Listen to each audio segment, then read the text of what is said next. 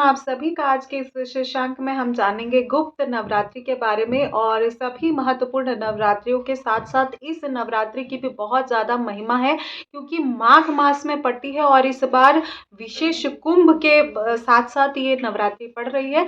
तो सबसे पहले हम जानेंगे कि ये नवरात्रि कब से कब तक रहेगी, यानी कितने दिनों तक ये नवरात्रि चलेगी। साथ ही साथ इन 9 दिनों पर हम किन देवियों के स्वरूप की पूजा करते हैं, उनको भोग क्या लगाते हैं, साथ ही जो विधि है किस विधि से हमें पूजन इत्यादि करना है। जो लोग मंत्र साधना करेंगे उनका विशेष प्रश्न रहता है कि पीरियड्स में हम क्या करें। दूसरा भोजन से संबंधित प्रश्न है कि जो लोग व्रत नहीं करेंगे वो लोग भोजन से संबंधित उनके प्रश्न है कि वो कैसे करेंगे। नेक्स्ट जो मंत्र साधना करते हैं उनका पॉइंट ये है कि उनको मेडिसिन लेनी है, उनको इंजेक्शन लेना है, तो वो कैसे इस साधना को करेंगे। इन सभी महत्वपूर्ण प्रश्नों के साथ आज की इस वीडियो को शुरू करते हैं। लेकिन उससे पहले दोस्तों, अगर आप चैनल पर पहली बार विजिट कर रहे हैं तो हमारे चैनल को जरूर सब्सक्राइब कर लीजिएगा, बेल आइकन को प्रेस कर लीजिएगा। वीडियो कहीं पे भी किसी भी रीजन पे पसंद आए तो लाइक शेयर जरूर कीजिएगा। आपका एक लाइक हमें बहुत ही ज्यादा प्रेरणा और ऊर्जा प्रदान करता है। और माघ मास से संबंधित जो भी गुप्त नवरात्रि से संबंधित महत्वपूर्ण जानकारी है वो सारी आपको इसमें वीडियो में मिलेगी। साथ ही साथ हवन से संबंधित जितने आपके प्रश्न हैं कि उसको शॉर्ट विधि में कैसे करना है, घर में कैसे करना है, बिना पंडित जी के कैसे करना है, ये सारी चीजें हम आज की इस वीडियो में सारी चीजें जानने वाले हैं। तो सबसे पहले देखिए गुप्त नवरात्रि। गुप्त नवरात्रि का अर्थ ही है कि जो भी हम साधना करते हैं, जो भी हम पूजा करते हैं, वो सभी गुप्त होती है, वो हम किसी को भी दिखाते नहीं है। ठीक है, मतलब ऐसा जैसे कि बहुत से लोगों का प्रश्न था कि हमारे पास सिंगल ही रूम है तो हम उसमें कलश स्थापना कैसे करेंगे। तो बिल्कुल जो गुप्त नवरात्रि की साधना होती है वो किसी को पता नहीं चलनी चाहिए। आपको ऐसे साधना करनी है कि कोई इस साधना को, इस जो भी आप साधना करेंगे, मंत्र जाप इत्यादि जो भी आप करेंगे वो किसी को पता न चले। तो पहली बात आप इसका विशेष ध्यान रखें। दूसरा जो होता है कलश की स्थापना से संबंधित प्रश्न है।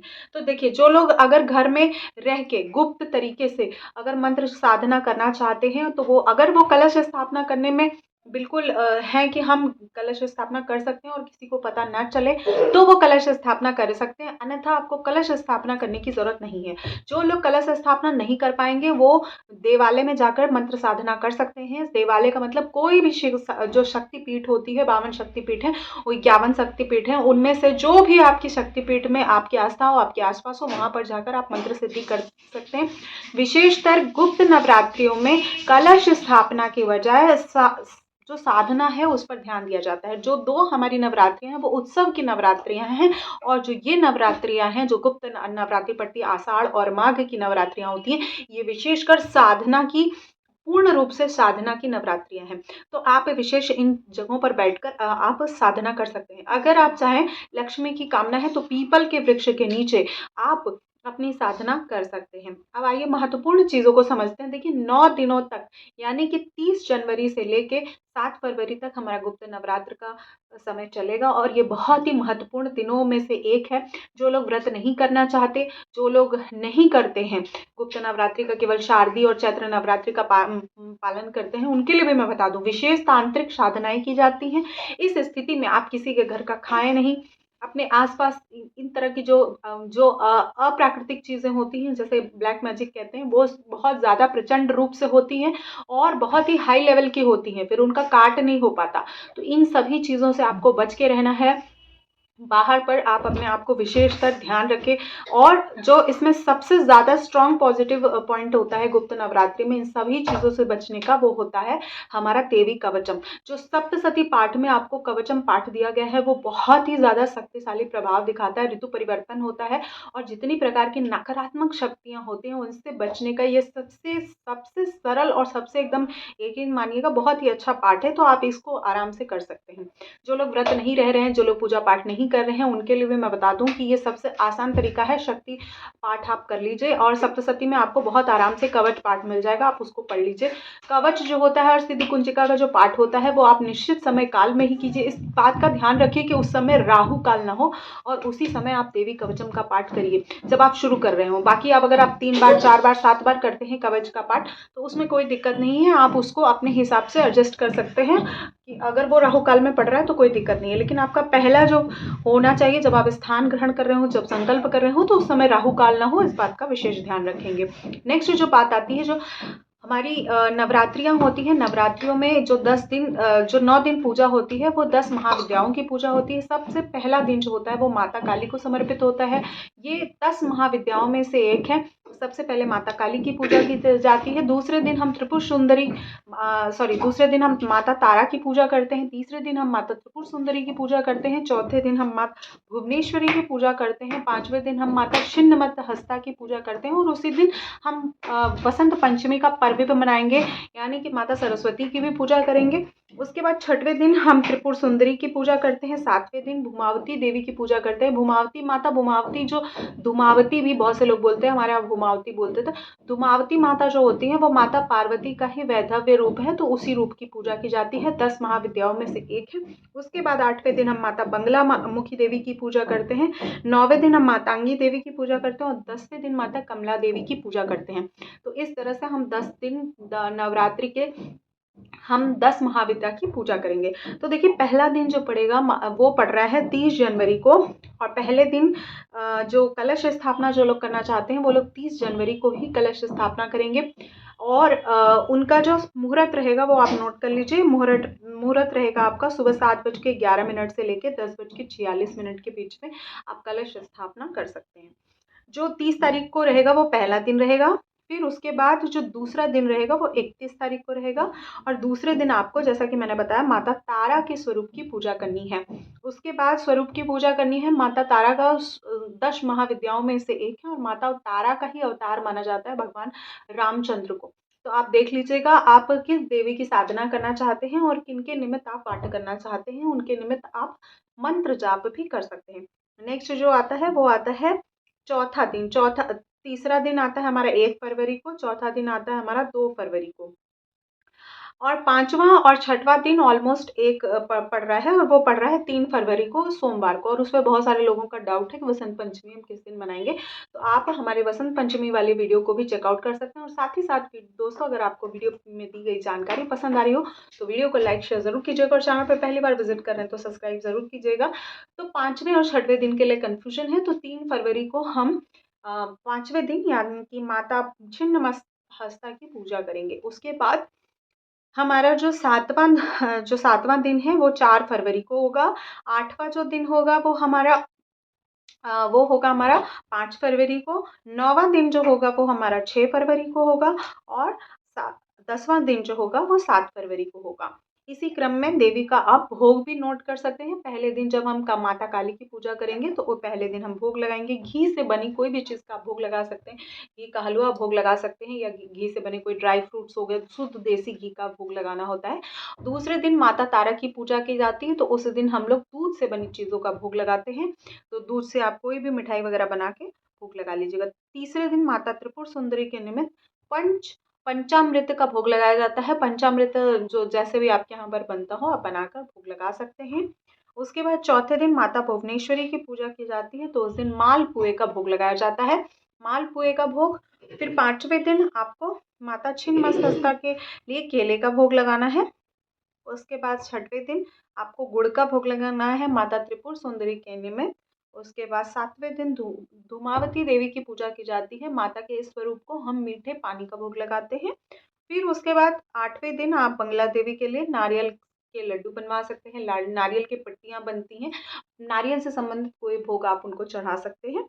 उसके बाद 9वें दिन मातांगी देवी की पूजा की जाती है। उसमें केसर से संबंधित कोई या पीली चीज़ आप हल्दी डाल के बना के उनको चढ़ा सकते हैं। उसके बाद 10वें दिन जो होता है माता कमला देवी की पूजा की जाती है। माता लक्ष्मी का ही स्वरूप मानी जाती हैं वो।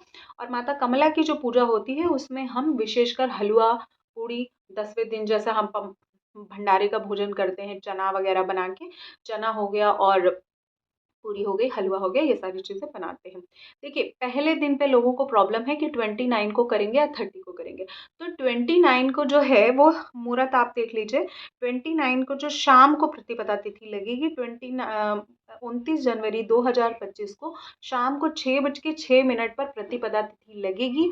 और उसके बाद 30 जनवरी को दिन गुरुवार को शाम को 4 बजे तक रहेगी। तो इस स्थिति में जो प्रतिपदा तिथि उदया काल के हिसाब से पड़ रही है वो हमारी गुरुवार को ही पड़ रही है, यानी 30 जनवरी को पड़ रही है। तो कलश स्थापना भी 30 जनवरी को होगा। और जो लोग मंत्र साधना, पूजा इत्यादि करना चाहते हैं, वो भी गुरुवार को ही करेंगे। देखिए, जो लोग मंत्र साधना करेंगे, क्योंकि साधना का ही पर्व है और साधना का ही समय है, और साधना के साथ-साथ इस समय स्नान का भी बहुत महत्वपूर्ण समय चल रहा है। तो इस कारण से मैं आप सभी को कहना चाहूँगी कि जो लोग गृहस्थ में हैं, वो अपने जो मंत्र जाप आपने लिया है, वो मंत्र जो भी मंत्र आपको गुरुदेव ने दिया है, उस मंत्र को ज़रूर आप जाप कीजिए। उस मंत्र के जाप से आपको अपार शक्ति की अनुभूति होगी। अगर आप उस तरह से अनुभूति करना चाहते हैं, तो अपार शक्ति की अनुभूति करेंगे।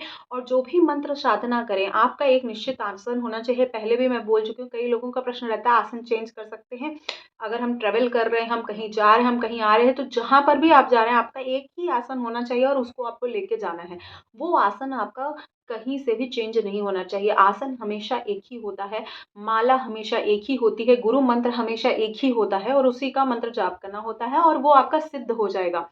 अगर आप पूर्ण रूप से 9 से 10 दिन अगर आप इस तरह से पूरा 9 दिन का जो पड़ रहा है, आप इस तरह से अगर आप पूरा अपना संकल्प के साथ गुप्त नवरात्रि में अपने मंत्र जाप करेंगे, तो यकीन मानिए आपका मंत्र सिद्ध हो जाएगा। अगर मंत्र सिद्ध करने में इश्यू आता है, कोई प्रॉब्लम आती है, तो आप पहले से कवच मंत्र, जो कवच का मैं बोल रही हूँ कि सप्तशती से कवच का पाठ अवश्य करें। कवच का पाठ करने से आपको जितनी भी इरेगुलरिटी, जितना भी प्रॉब्लम है, वो आपके पास आने से पहले आपके आने से पहले आप वो वो किसी भी तरह से डिस्ट्रैक्ट हो जाता है। तो इसीलिए कवच का पाठ अवश्य करें, चाहे आप जाप करें या ना करें, क्योंकि हर तरह की नकारात्मकता से बचाने की शक्ति होती है कवच के पाठ में, बहुत ही पावरफुल। मैं समझती हूँ आजकल की प्रैक्टिकलिटी लाइफ में इतना ज़्यादा पावरफुल मंत्र है, उसको आप एकदम एक बार मेरे कहने से इस चीज़ को करके देखिएगा। उसके बाद नेक्स्ट जो चीज़ आती है, जिनको वशीकरण इस तरह से कार्य करना होता है, लक्ष्मी की कामना होती है, तो वो देखिए 3 तरह के हमारे यहाँ पर मंत्र होते हैं। बीज मंत्र होते हैं, ऐं, ह्रीं, क्लीं। तो इस तरह के 3 मंत्र होते हैं। तो जैसे कि 3 मंत्र वो किससे संबंधित है? पहला जो मंत्र होता है वो काम से, दूसरा जो मंत्र होता है वो जाप से, और तीसरा जो मंत्र होता है या माया, जो माया से संबंधित होता है, वो तीसरा होता है सरस्वती। इससे वाक सिद्धि हो जाती है। वाक सिद्धि मतलब जो आप बोलेंगे वही सच होगा। तो इन सब सिद्धियों के लिए गुप्त नवरात्रि सबसे श्रेष्ठ होती है। इन सिद्धियों को सिद्ध करने के लिए हमेशा गुरु के प्रसंग में इन चीज़ों को सिद्ध करना चाहिए। गुरु के मतलब कोई गुरु हो, आप उन्हीं के प्रसंग में बैठ के इन सब चीज़ों को करें, अन्यथा ना करें।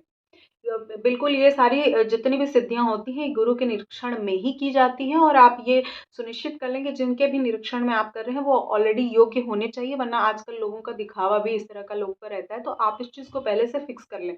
दूसरी बात, क्योंकि तंत्र सिद्धियाँ जो होती हैं, वो जितनी तेज़ी से आपको भगवान से जोड़ती हैं, उतनी तेज़ी से आपको डिस्ट्रैक्ट भी कर सकती हैं। बिल्कुल वैसे ही होती है जैसे कि अगर हम एक एयरक्राफ्ट में बैठ के हम किसी दूसरे प्लैनेट पे जा रहे हैं, तो रास्ते में बहुत ज़्यादा प्रॉब्लम हो सकती है। तो इस चीज़ को आप लोग फिक्स कीजिएगा और उसके बाद ही तंत्र साधना कीजिए। लक्ष्मी साधना के लिए बहुत से लोगों का प्रश्न रहता है, और जिन लोगों का प्रश्न रहता है उनके लिए भी मैं बता दूँ कि कमला जो स्फटिक माला, कमला माता का जो पूजन होता है, कमला माता का जो मंत्र होता है, 1000 मंत्र सिद्ध कर सकते हैं आप।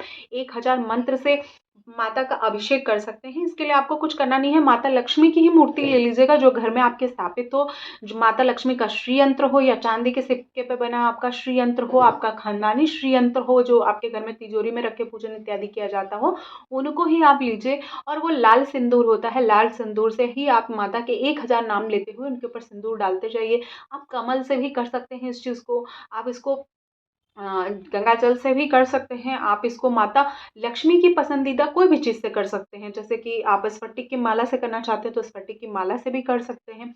आपकी जो आपको लगे कि माता लक्ष्मी को प्रिय है, वो आप, जैसे ड्राई फ्रूट हो गया, बहुत से लोग धान से भी करते हैं। धान यानी कि जो चावल होता है उसके ऊपर जब कवर लगा होता है, वो माता को बहुत प्रिय होता है। तो धान जो होता है वो एक एक दाना चढ़ाते जाते हैं और 1000 मंत्र जाप करते हैं। ऐसा वो लोग तीन तीन बार करते हैं। लेकिन जो लोग लक्ष्मी की कामना होती है ना, वो निशिता काल का पूजन बहुत विशेष महत्व रखता है। जैसे कि दीपावली पे भी निशिता काल के पूजन का बहुत विशेष महत्व बताया गया है। तो जब माता लक्ष्मी के पूजन की बात आती है, माता कमला के पूजन की बात आती है, तो मैं आपको यही बोलूंगी कि आप लोग निशिता काल में, मध्य रात्रि का समय होता है, अर्धरात्रि का समय होता है, उस समय आप पहले अपना कवच पाठ करें।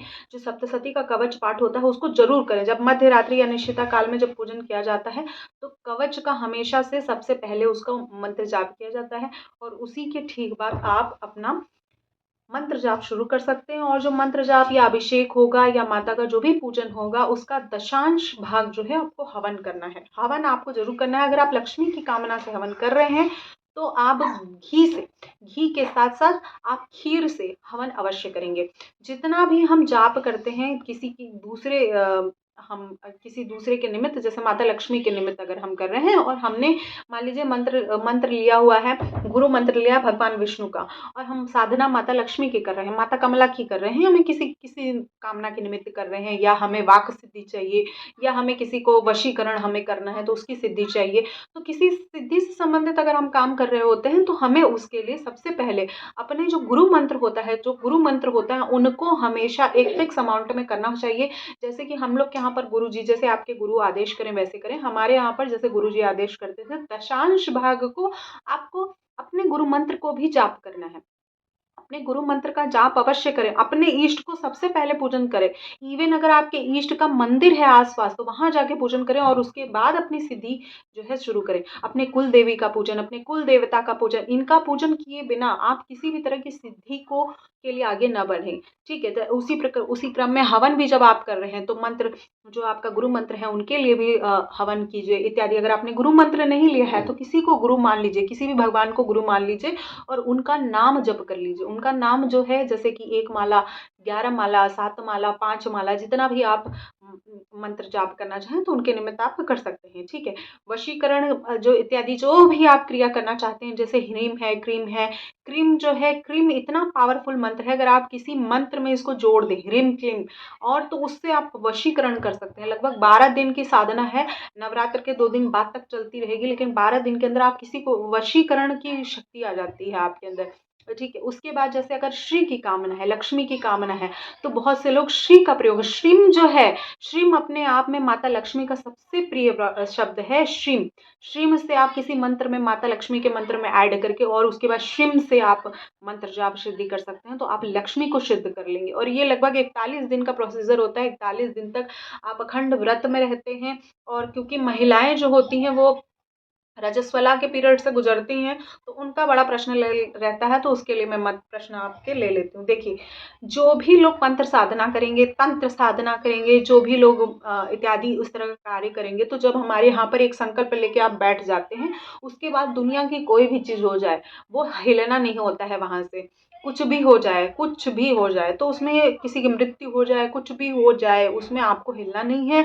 वो आपने संकल्प ले लिया है तो आप वो फिक्स ही रहेगा। अगर आपके यहाँ पर कोई भी किसी भी प्रकार की नेगेटिव चीज़ें होती हैं, अगर आप उससे हट जाते हैं, तो वो आपका खंडित हो जाता है। फिर आप अगली नवरात्रि में, अगली गुप्त नवरात्रि में उन चीज़ों को सिद्ध कीजिएगा। ठीक है? अन्यथा पीरियड्स या इस तरह की जो भी चीज़ें हैं, वो आपको इस चीज़ में नहीं रोक सकती। आप यकीन मानिए, आप अपने स्थान को, अपने संकल्प को, अपने आसन को और अपने मंत्र और माला को छोड़ने की ज़रूरत नहीं है। अगर आपने ले लिया तो ले लिया, अगर मान लीजिए आपने नहीं लिया तो अलग बात है। फिर उस पे प्राकृतिक शक्तियाँ हमारी हेल्प करती हैं। और जो भी कार्य करें वो अपने गुरु के निकट में करें। हम इस बात को इसलिए कह रहे हैं क्योंकि हमारे यहाँ पर जो गुरुदेव हैं, उनके हिसाब से हम लोग इस तरह से, जो माता जी हमारी, वो इस तरह से करवाती थी। ठीक है? बहुत से लोगों ने किया है।